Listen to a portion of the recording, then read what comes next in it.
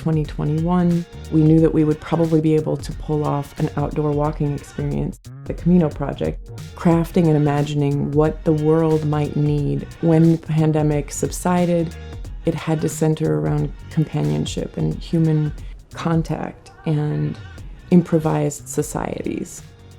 And for me, the oxygen was the companion that you would encounter on the road and start to engage with, where you knew that you might never see them again.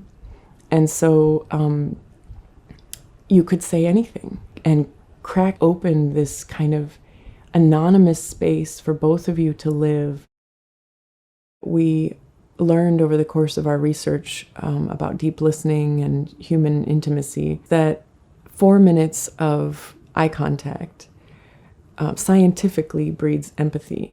So the show started with these 4 minutes of eye contact between strangers. There was anxiety, there was excitement, there was joy, there was fear. Asking these deeply personal questions and to literally listen to people share their biographies was a form of theater in itself.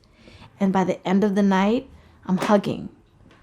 I'm crying. I'm still thinking about what they shared about their lives. I've never immersed myself in that sort of theatrical experience before. Discovering that the theater as a vehicle could manufacture that depth of intimacy was really exciting for us as a company.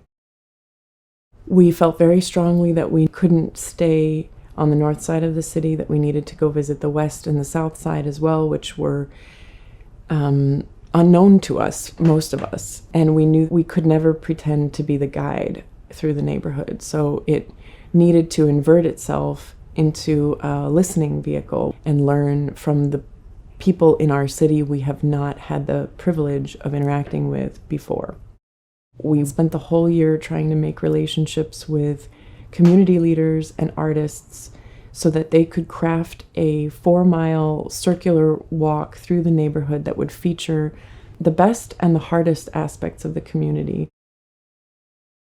We didn't want to fail, but we were comfortable with failure sooner than we were comfortable with the status quo. We would have people honk horns as we're walking through.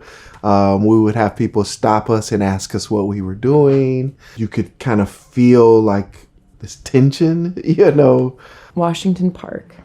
When certain community members saw us coming into the neighborhood, they assumed that we were shopping for real estate.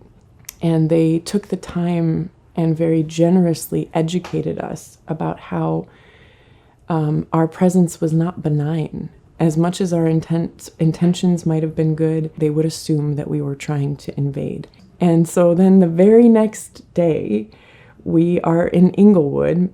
The issues of Washington Park are so present in our mind. And the community saw us and immediately expressed genuine shock and happiness at our visit. Like, thanks for coming to see us.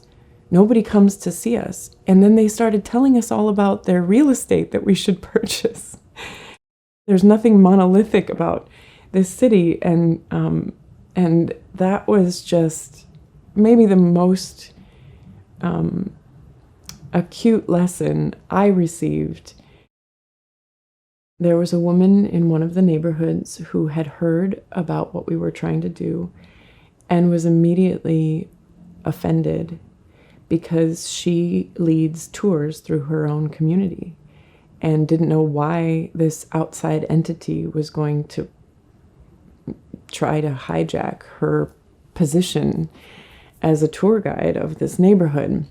So I could make internal arguments all day about why she was misunderstanding the situation. But at the end of the day, what I receive now, looking back on that encounter, was her pain. She has felt passed over too many times, and she's felt that white people have received the resources too many times.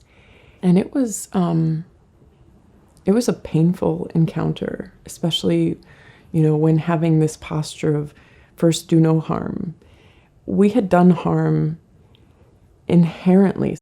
I think I have been really educated about how myopic my lens is, how limited my impulses are by my experience and my culture, how much I need a diverse community around me checking things that I feel to be self-evident that are not at all self-evident.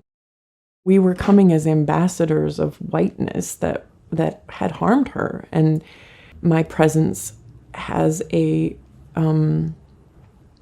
terrible association for a lot of people, and that is something I can't wish away.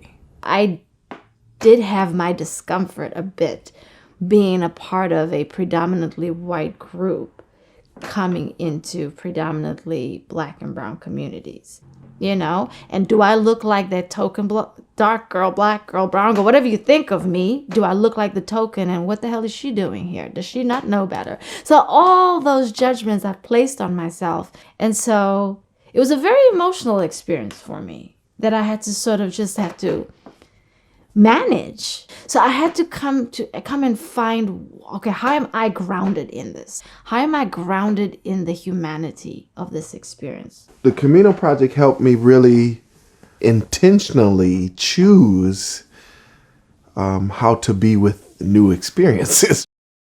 It's easy in cities, it's easy in society and communities to get into a pattern. There seems to be imagined safety in doing things the same way.